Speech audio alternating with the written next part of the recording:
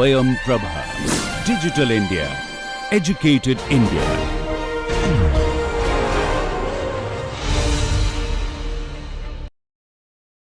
Seen in previous lecture, and you might have gone through them in your previous class. And this we have discussed that inside a crystal, electron experiences periodic potential. So, and of course, at the boundary of the crystal, there is a potential called work function, potential energy, that is required to knock out electron from the crystal. So that you know. Now this model of atom, so that was basically to illustrate that energies are quantized. Means electron cannot take any arbitrary energy. They have to be some selected energies, right, which satisfy certain conditions that were given by Bohr. However, this Bohr model was able to explain the hydrogen atom, but it was not so appropriate for other complicated atoms. So a comprehensive theory was required, right, which could explain these phenomena in a comprehensive way. So what we can summarize based on these experiments that were conducted at the beginning of 20th century. Number one, right, that energy is quantized, and it was proven by experiments such as black body radiation, emission spectra of atoms, because they were discrete energies, right? So the atoms, when they were emitting radiation, they were of certain wavelength, right? And then Planck relationship was given, E is equal to h nu or h bar omega. Nu is frequency, omega is also frequency, but the unit is radian per second. So omega is also frequency, all called angular frequency, radian per second. Now there was an experiment called photoelectric effect, which showed that waves can behave like particles. Now earlier theory was there is a wave mechanics, right, and there is a particle mechanics, right. Now particle mechanics, they followed Newton's law, F equal to ma. Wave mechanics, they were for waves basically, and light was considered wave because the wavelength of light is so small that we could not observe the effect corresponding. We did not have those dimensions that time, which will bring out particle nature of light. So there are only two methods, wave mechanics and particle mechanics, and then photoelectric effect actually showed that these wave can behave like particle. So what do we mean by particle? That when waves are incident, right? For example, on a metal surface, when these waves are coming, so if you increase the intensity, the electrons that were ejected, it depends on there has to be minimum frequency. There was requirement of minimum frequency or minimum energy of the wave. Intensity did not play a role. So intensity only facilitate the number of electron. So if the energy h nu is high enough to knock out the electron, or h nu is more than the work function, then intensity only played that number of electron that could be emitted. But from classical point of view, if you increase the intensity, then it has a lot of energy, right? And it should be able to knock out the electron. But that was not the case. So that basically photoelectric effect showed that waves behave like particle. Then there was electron diffraction experiment. Particle can wave like waves. So what is that? If you have electron beam going through this slit, and then you have a detector, right? So let's say you are sending only one electron, then you can detect it here, detect it here, detect it here, anywhere you can detect, but that was kind of random. So it is not that you get more number of electrons, you get only one electron. But when you have n number of electrons, then the pattern looks something like uh, diffraction pattern, right? So that basically showed that this is a statistical nature of electron, that it followed some kind of wave pattern. And then that was again given by a relation called de Broglie relationship, P is equal to h by lambda. So electron is a particle, behaves like a wave with certain wavelength lambda, right? Or you can write k is 2 pi by lambda, right? So h bar k is same as h by lambda. So these two important relationships we should always remember. So Planck relationship is equal to h bar omega, that is a quantization of energy, and P is equal to h by lambda or h bar k, that is basically relating the moment of electron to its wavelength. And you can also see that if the particle is big enough or moving slowly, it's because h bar is very small, it's 10 to the power minus 34, I think. So this momentum will be very small, right?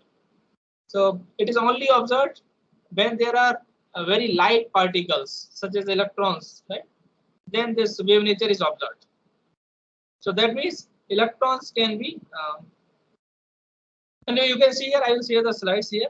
So electron can be described by waves.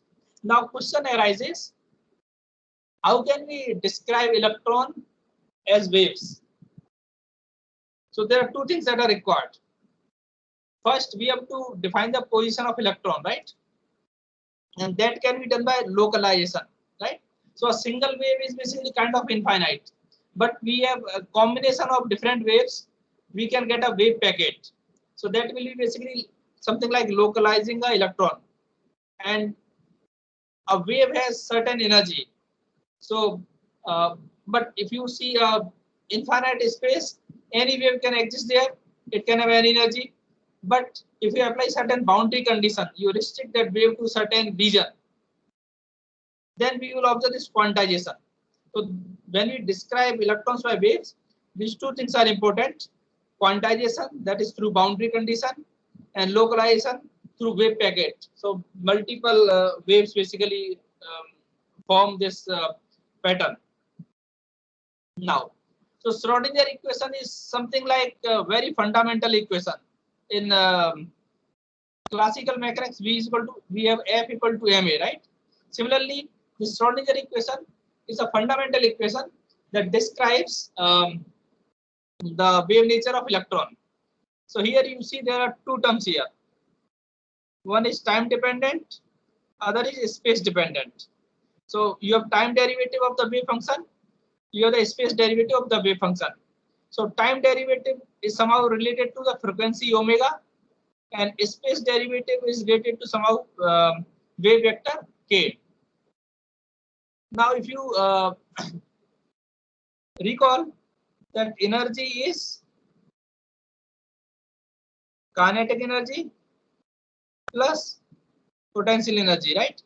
So U is actually potential energy here, and kinetic energy is P square by 2m, or you can also write if P is h bar k, then h bar square k square by 2m.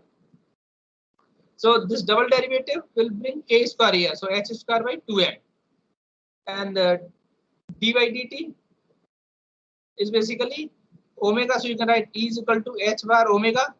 So you can see here h bar omega is h bar k square by 2m plus potential energy, right? So that way you can explain, but that's not the derivation. That's a way to understand the Schrodinger equation. So this equation basically explains how particle behave when they behave like waves. And how do we solve it?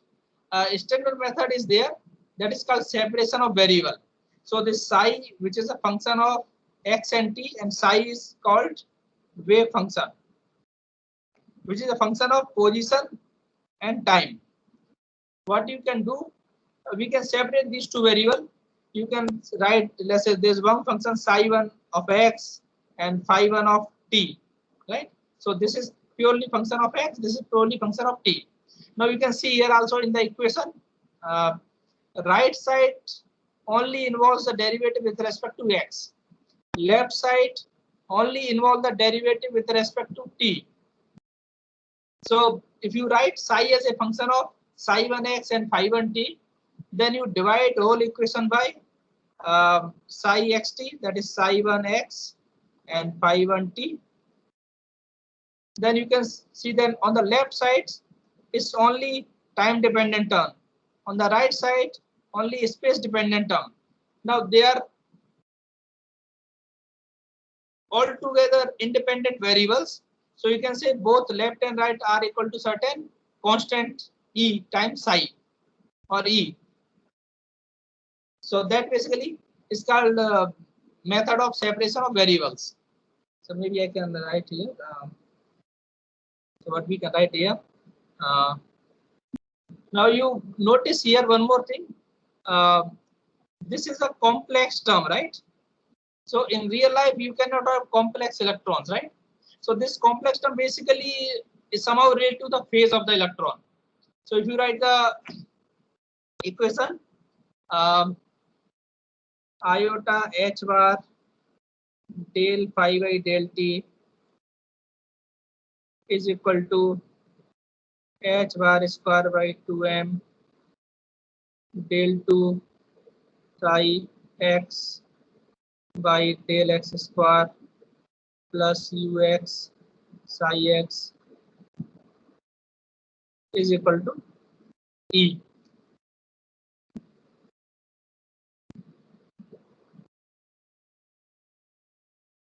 So if you see the left side, now there is a psi and phi here also, but we have divided both sides by psi and phi.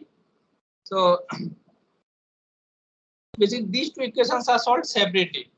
So the time dependent equation and the space dependent equation. Now before we solve this equation, we should go through the basic postulate, right? So for any new theory, there are some basic understanding, right? So what is psi? Psi is a wave function, right? And because it's a physical quantity related to the position of the electron, uh, psi and its derivative d psi by dx, right? They are continuous, finite, and single valued. Then probability of finding electron is given by psi star psi. So psi star is a complex conjugate of psi, so that this will always be a real number. And then if you want to find the probability of finding electron in region dx, you multiply this thing by dx and evaluate psi star psi at x at a given time t. Then if there is one electron, then integral of p dx should be 1. So that this is also called normalization. This is also called normalization. Then you can also write charge density, because each charge has electron, each electron has charge q, and if number of electron is more than 1, again that will be normalized to number p. So you will have q times p as a function of x comma t, and current density will be again q times v times p. Now p is integral psi star psi dx, and it is normalized according to the number of electrons. Now if you want to find any average quantity such as energy or momentum, these are the typical quantities of interest. What we do, we define some kind of operator. So operator, usually if there is a variable q, its operator will be q cap, or sometimes written as q sub op. So this is basically psi star q of psi dx. So that gives the average value of variable q. So for example, energy. So energy, the operator is minus h bar by j del by del t. Now is that because this usually we have e to the power minus j omega t term, right? So if we take the derivative, what will you get? D by dt will be minus j times omega e to the power minus j omega t. then you multiply by h bar, so you get this h bar omega, right? So this is the energy, and e to the power j omega t is basically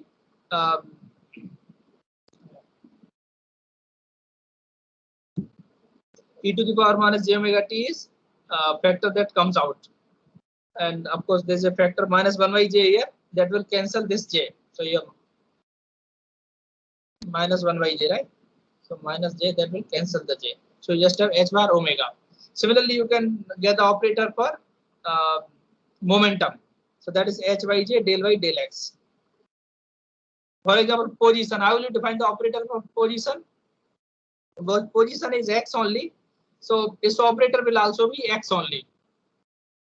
So for that you don't need to have the derivation, you can just write psi star x psi dx. Okay. Now, how do we apply this Schrodinger equation with these postulate to cases? So let's consider a free electron. The free electron means the potential energy is 0, right? So electron is freely moving in a plane where potential energy is 0. So if you now time dependent portion will gives us e to the power minus j omega t. For space dependent, you can write this equation minus h bar square by 2m d2 psi by dx square plus u psi equal to e psi. Now u is 0, so you just have a simple equation.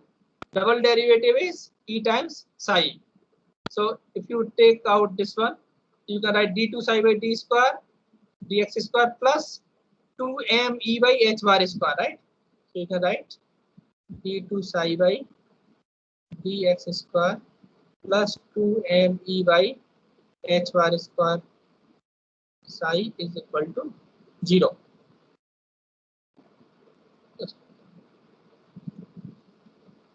Okay, this is not crossed, this is just artifact.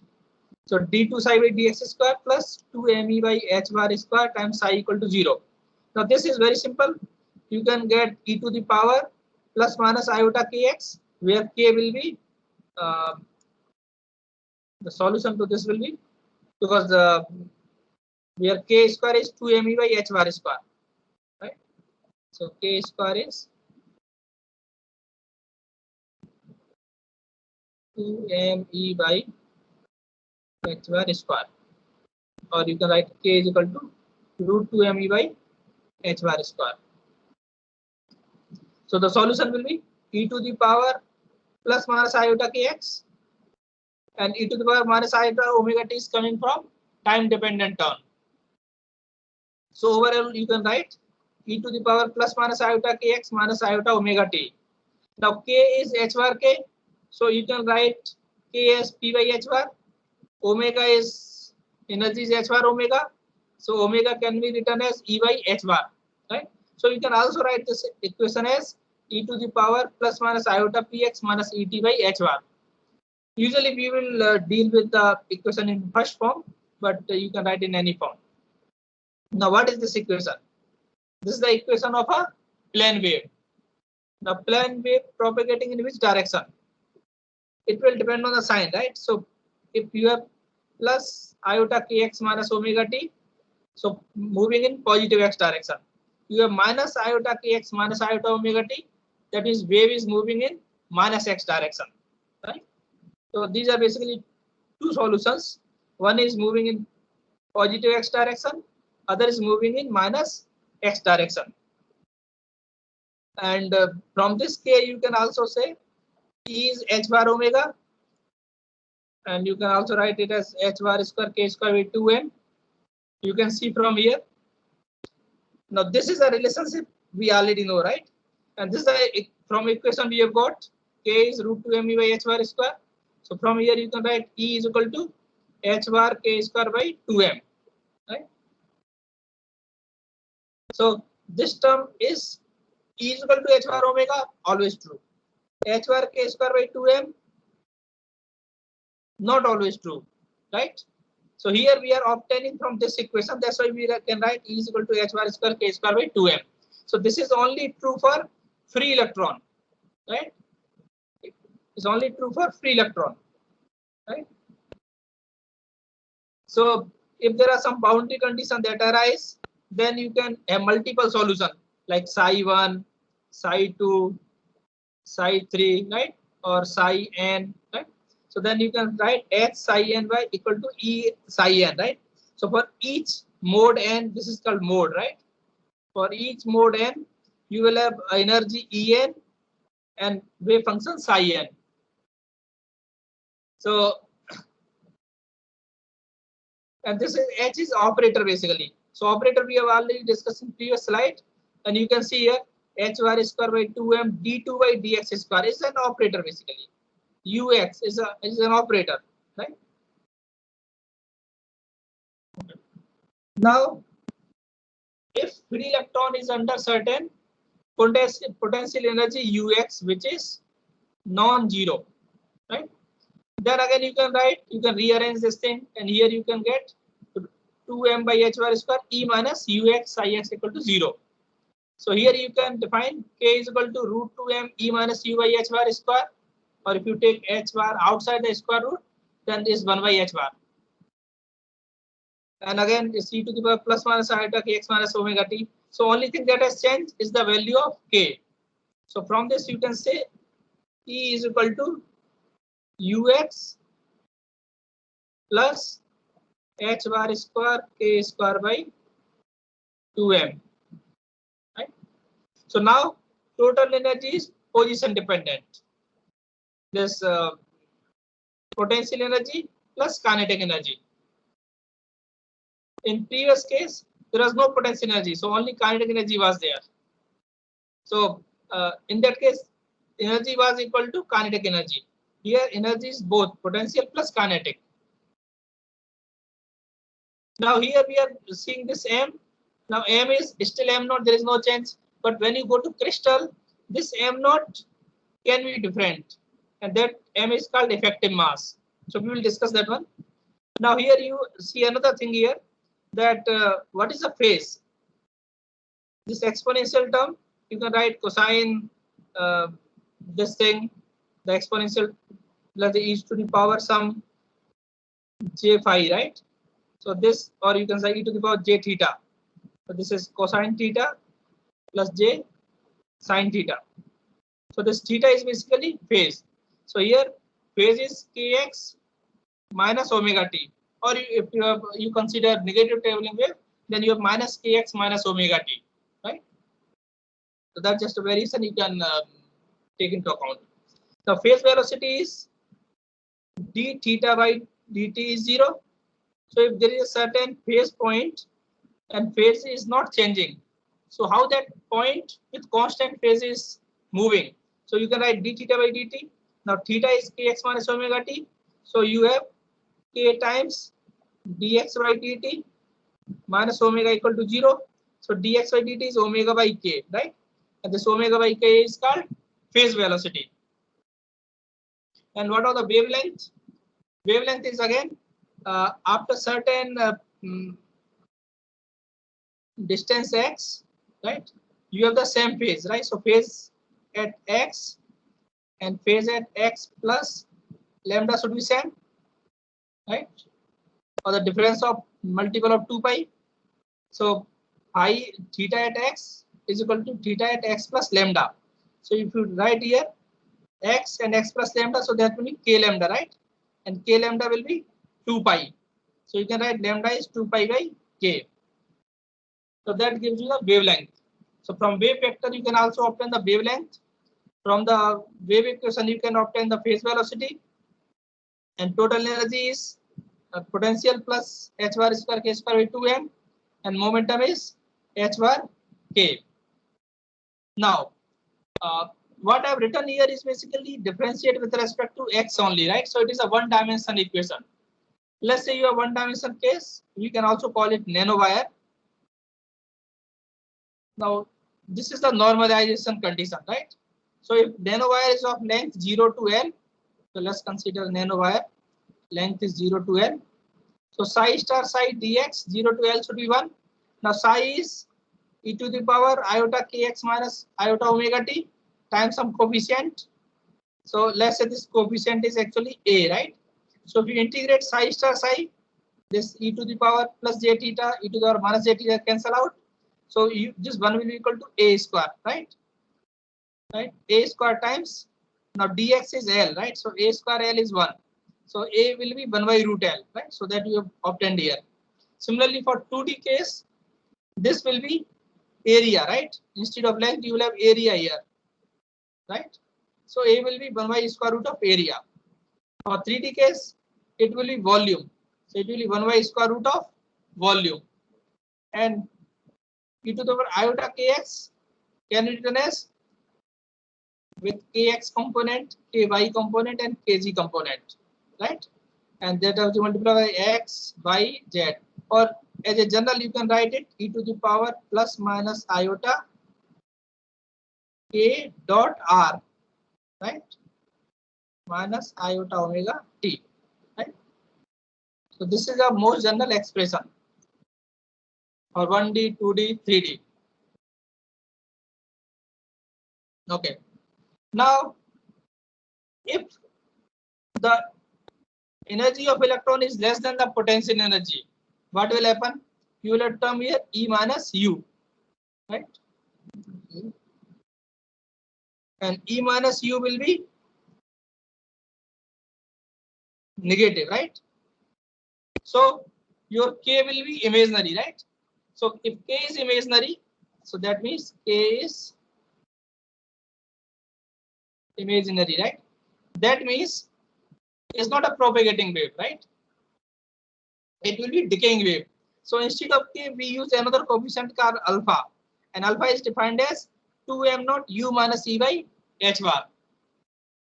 So again, solution will be A times e to the power plus minus alpha x minus iota omega t. Now in time it is periodic, but as far as space is concerned, it is exponentially decaying or increasing, right? So if you have to consider a solution which is more feasible, you will always consider a solution which is exponentially decaying, right? Especially if length or dimension are very large, right? So for dimension going to infinity, we will always choose a decaying solution, right? So it will be A times e to the power minus alpha x. Now, in a typical scenario, electron will see some potential variation as a function of x, and let's say its energy is E.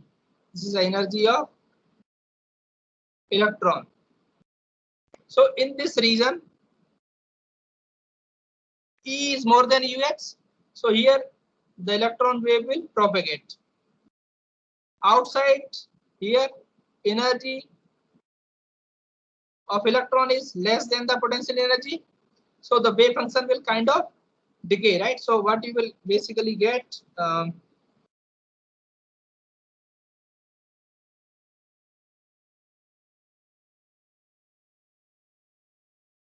you will get some kind of decaying and then decaying, right? So some kind of wave function. So this you can say it's like a wave packet, right? So that means electron will be localized here.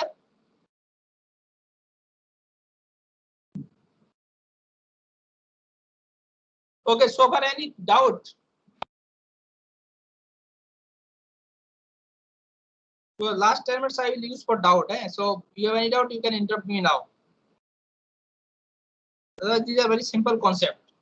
So now I will also introduce the concept of wave packet. So wave packet is basically if you want to confine a particle to position x naught, let's say its momentum is h bar k. So you see here position and momentum, right? So position is x, momentum is h bar k, right? So position and momentum. So if a particle is confined in position, its momentum will spread out. If particle is free to move through the entire space, it can have single wavelength or it can have a single momentum. So if your momentum is like delta function, then you will have pure sinusoidal wave. if you are restricting a wave to certain region, then your momentum will also have certain restriction, right?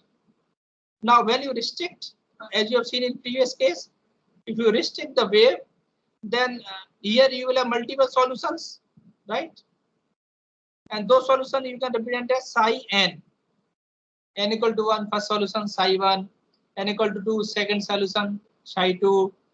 So that way, and each solution will have certain energy En, E1, E2, E3, and overall wave function you can always write a combination of individual wave function with certain weights. So weights are basically what is the magnitude of particular wave function. So psi 1 may have certain magnitude, psi 2 may have some other magnitude,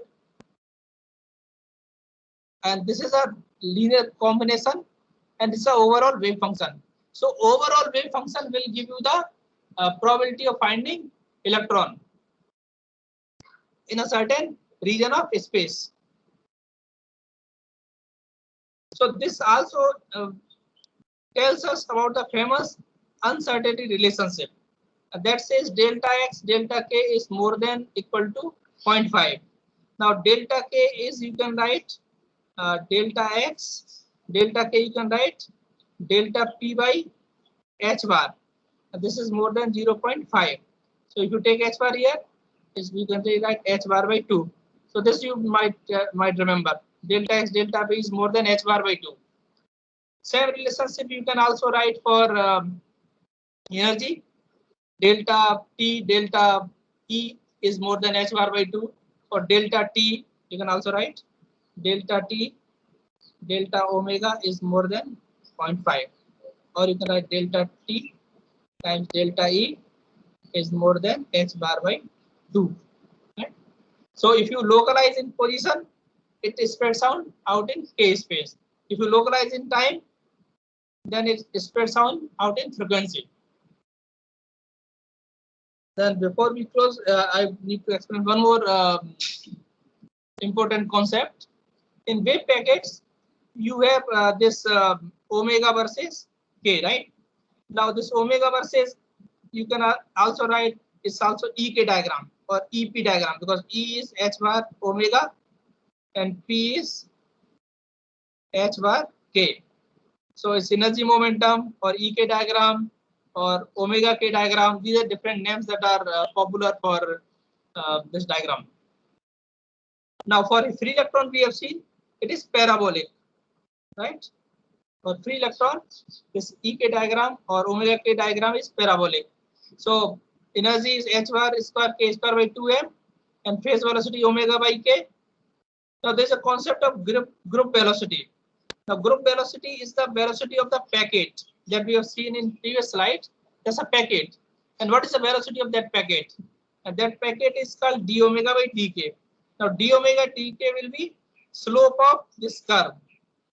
So you see the slope is varying with position, right?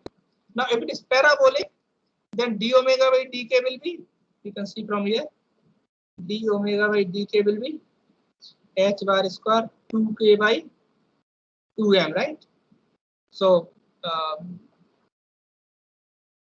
you can write this for h bar we have to remove, right? There's only one h bar because it's h bar omega, right? So h bar d omega by dk is h bar square k 2k by 2m. So one h bar will cancel. So this is basically h bar k by m, right? You can also write p by m. So it is basically group velocity is same as h bar k by m, right? Now, if it is more complicated, then it may be a complex function of momentum, wave vector, right? So those again we will see when we discuss the bands. But this wave packet can have a group velocity which is different from the phase velocity.